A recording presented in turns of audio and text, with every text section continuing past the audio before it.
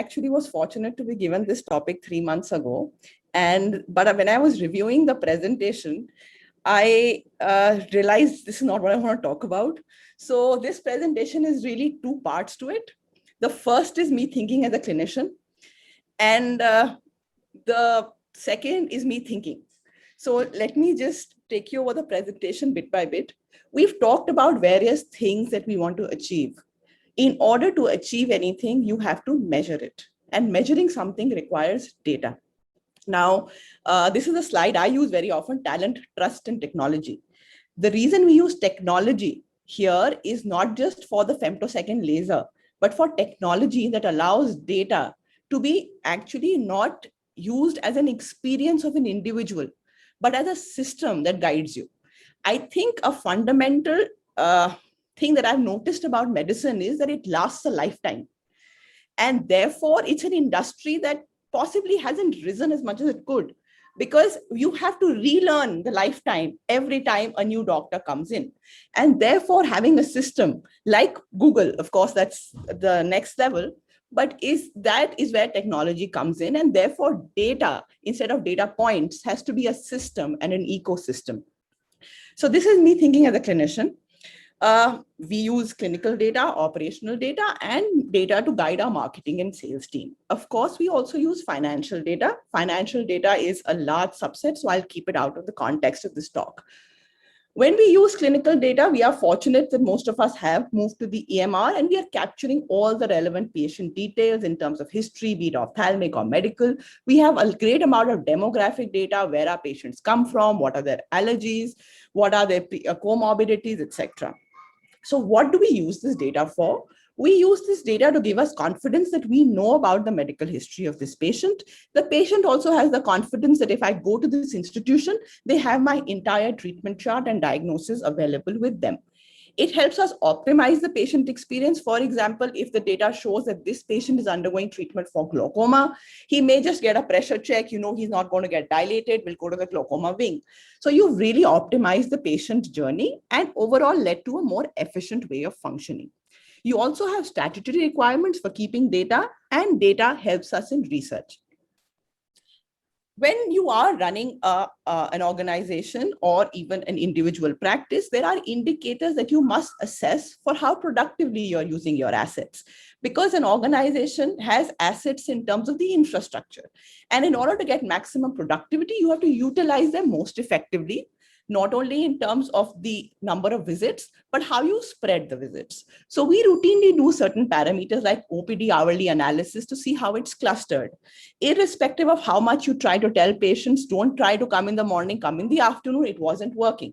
So what we started doing was asking our post-operative patients to come in the afternoon, or actually at certain centers where the morning rush was getting too much in the times of COVID, we slashed our OPD fee by half to incentivize them to come in the afternoon.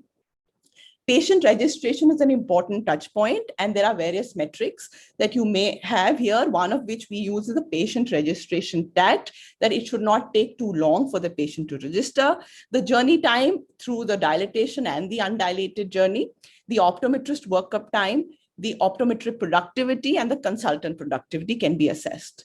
Now, do notice that we can do this manually with registers, but that would make it very difficult. If you have an EMR, you're capturing all this. The time the entry started at the front office to the time the first receipt was generated, the time that the optometrist logged in and logged out for this patient. So all these data points are actively going to be generated without you making any entries. And that is what makes data a system. We also have to look at the profitability of the organization. So assess the OPD volumes, also assess what is the proportion of new OPD, because new OPD basically means you're increasing your market share and you're not losing out on the new patients who can get funneled into the system. Look at the IPD conversion. Look at how many patients are being advised surgery. So normal healthy practices may have a proportion of 10%, surgical referral centers 20%. If your percentage of surgical advice is less than 5%, you need to work and see why are patients not coming to you for surgeries.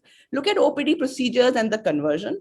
Look at the procedure ATV, or the average transaction value, to see if you can upgrade certain patients, or is price a concern, because you have to know how price is being perceived by the patient. Look at the cash and credit mix to see where you can focus on. Look at the service mix. What is retina contributing to your practice? What is glaucoma contributing? What is opticals contributing to your practice? What is pharmacy contributing to your practice? So that you know that this is in line with what the industry standards are. There are industry standards of 10 to 30% of opticals contributing to the revenue, 30 to 70% contribution from cataract. You have on an average 20 to 40% contribution from super specialty surgeries if you have them, and you have about a 6 to 10% mix from the pharmacy. Of course, OPD also is a significant portion of revenue, particularly for the solo practitioner. Now, one thing that I think is the differentiator, and Vidya really spoke about it very well, is that healthcare is seen from the eyes of a doctor. But we are now entering healthcare 4.0, where it will be seen from the eyes of the consumer. And the consumer, we call it the patient, but the consumer experience is what will determine how the brand is perceived. And therefore, you have to have metrics to really evaluate the consumer experience. We do an NPS score for all our centers. An NPS score is basically your promoters minus the detractors. So that if you have 100 people, these are the number of people who say they are willing to promote your service and they're so happy with it. You may have people who are neutral, they won't count. And then you have detractors. So promoters minus detractors is your NPS. And the NPS should ideally be in the upward 60s or about 70 for a service industry. So we benchmark this NPS and we make a dashboard of all our centers, the leaders and the laggards. We also note that whenever you have a detractor, you have to do a service recovery. So you cannot manually be doing service recovery. I'm at the risk of trying to stick my neck out. An individual may do service recovery at an institute, which he or she is heading. But you need, if you are spreading yourself bigger, there has to be a system that comes in place. You cannot solve service recovery by the doctor speaking to the patient. It has to be a dashboard that throws up that this patient is unsatisfied. There has to be a complaint resolution and there has to be a TAT to it. You have to resolve the service recovery within 24 to 48 hours. When you're doing an NPS, you also need to have an NPS, which is department-wise. Your front office has an NPS rating of this, your optical, your pharmacy, so you know where to improve. You also have Google reviews that you can track, which is actually now the new word of mouth. So we have a Google review, the number of Google reviews and the rating that we track across the centers. Data is also used for giving marketing information that this is where your patients are coming from. This is the ROI on the marketing inputs. So if you don't capture the source of patient, you don't know what has led this patient to your center, and you don't know what geographies they are coming. Like I said, we continue to track OPD volumes, the new OPD and OPD greater than 50 years of age. Data definitely speaks, but can it speak to us in the form of registers and Excels? Possibly not. I've given you this snapshot in 5 seconds. It doesn't speak to you. But when I put it in a dashboard and you get a trend, data to create patterns to build conclusions is where we need to go to. So this really means that we should spend an effort, and it's not very difficult to create dashboards. So this is, again, something that we are all routinely doing and has been mentioned by various speakers in these talks. All I'm trying to say is let's create a system out of it. Let it not be the experience of an individual or a team. Let it be scientifically created dashboards, which actually are now, experience is nothing but information that you're processing. And with the computational methods that you have today, a system can actually give you a lot of experience. So that is something that we should continue to do like we are doing, but take it to the next level. How to take it to the next level is something that actually came into my mind when we had our branding person hired for the first time from a non-healthcare background. He had worked in Samsung and various consumer facing industries.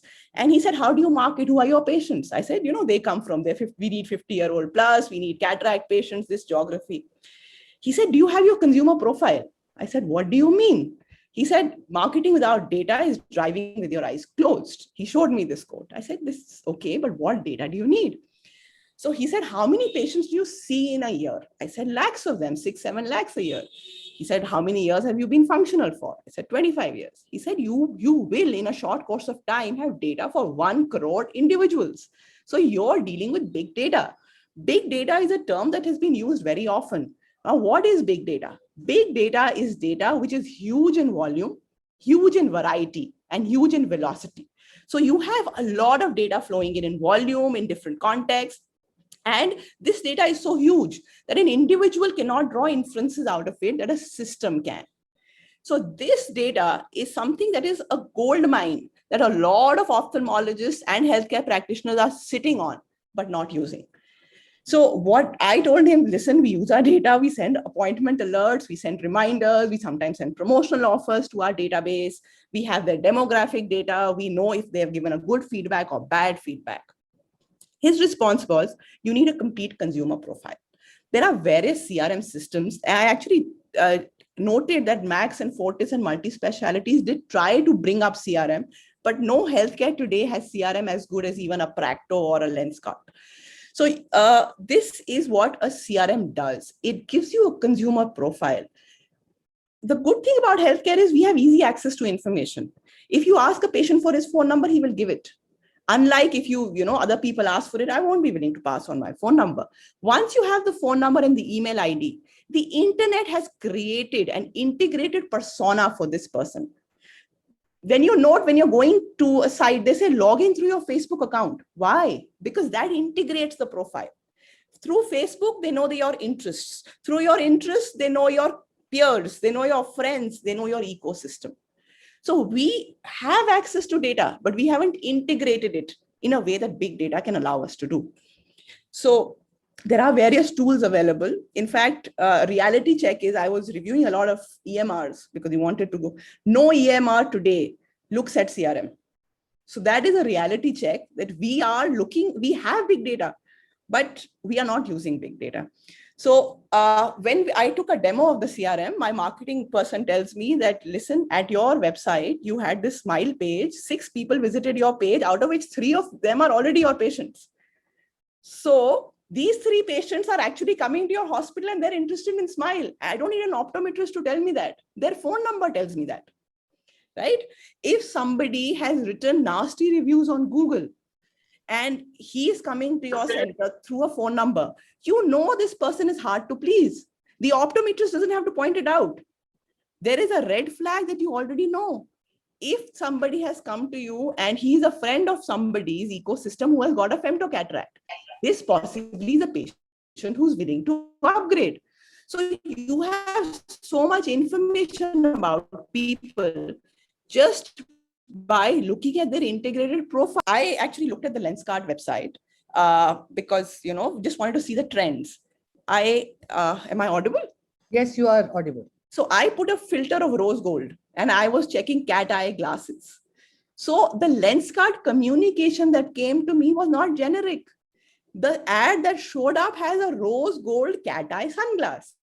So they have used information that I have given them in order to make their advertising more relevant. And though anybody can go on Google and social media and put up ads, you need to put up ads, not what you want to say, but what I need. And as a Lenskart consumer, he's shown me what I need. I'm more likely to click on it. Lenskart will get a customer acquisition cost, which is lower. They will get ads which deliver a higher return. And this is just simple data. They've just captured the filters I put in when I went to their website. So this really now is a transition of me not thinking as a clinician, but thinking of possibilities. So we are sitting on big data, but we're not thinking big. The Harvard Business Review of the United States states that digital advancement by a sector in the US, which is ahead of us in digitization, healthcare is the bottom. You have agriculture and construction to compete with. So just look at an industry which has so much data. Look at the digitization that we have done. And this is what a software engineer actually had to say about healthcare professionals.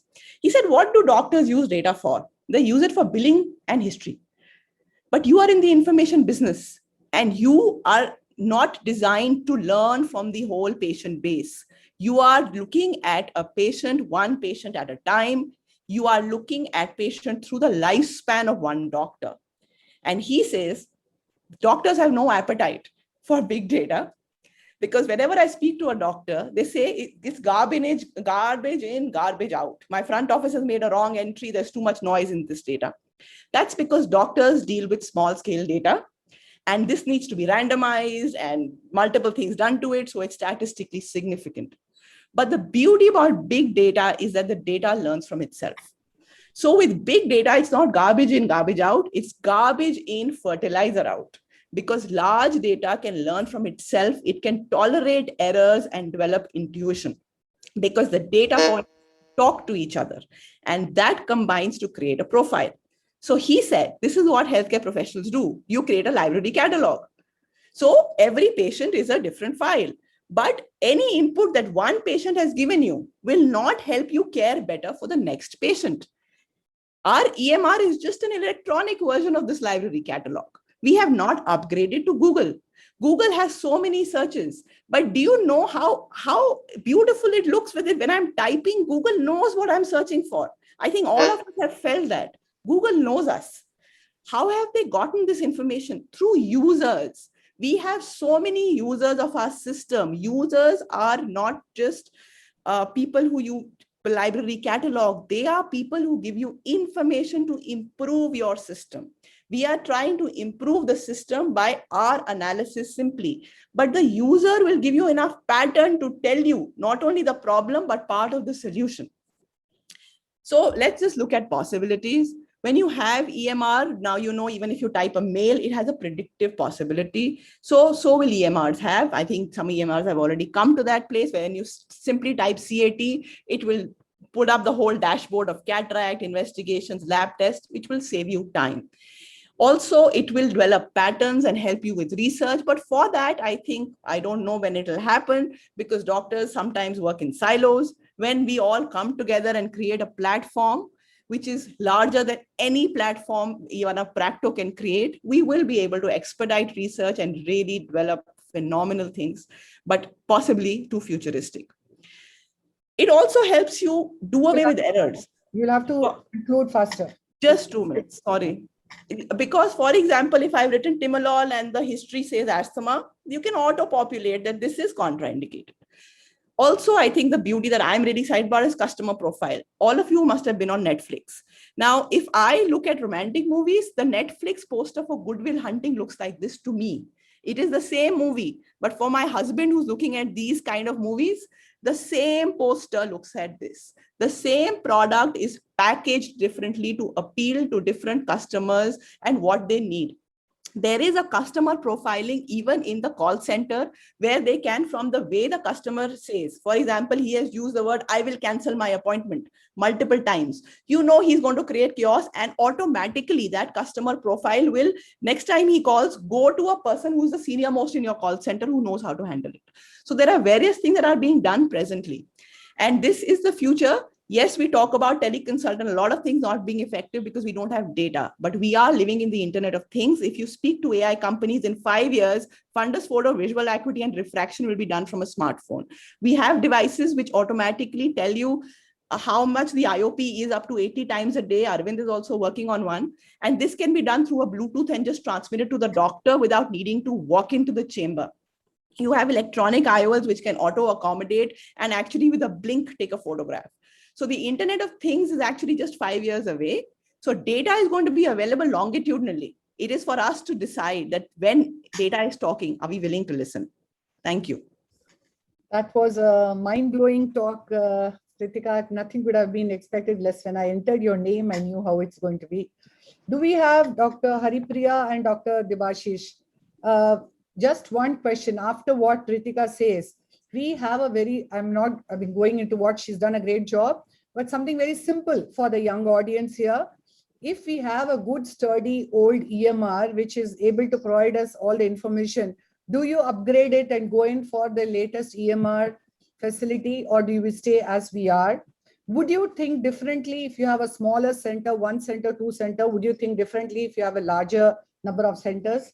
I would want Dr. Debashish to comment and then with Ritika to add something. Well, Chitra, it was an amazing talk. Ritika, congratulations. I would go by her second pointers, where she says about artificial intelligence, the CRMs. I think, Aravind, all our practices, we can really pull in a lot of data together, and our own individual data can mean so much to us. Yes, the EMRs that we have, how we use it is the intervention ratios of the compliance at every level, whether the appointment was complied, whether the optometrist was converted into spectacles, surgical advice, laser advice, etc., etc. So there is a pattern. You have these figures to talk to consultants, which makes the conversation more easier, and also motivates and stimulates things. So yeah, I think Dr. Haripriya? I think the time is up, but I think I wanted to talk, Dr. Ritika, and I completely agree with all the points suggested. The EMR is a wonderful point, but I think it's also how do we gather information from the EMR to improve the care for that specific patient, and overall, how do we pull this information forward so we analyze it in a big data format also will be useful for our patients in future. Thank you. Anything concluding, Harshul? Yeah, very nice talk, Dr. Ritika. She rightly said we all have our data in our EMR. We have a lot of mobile number, email, but we don't use them. They are not working for us. So I hope Ritika very soon will come up with something which you can utilize to integrate that data, which can be useful. Anything to add? Final comment, Ritika, you have anything to tell us? Or we have a long way to go to reach you, I guess. No, I think I just feel that doctors work the hardest, but work in silos, and somehow something big has come forward as Aravind and Dr. Debashish. But there is just so much potential. Just common platforms to at least work on data and many other things will just make this industry go to a place it deserves.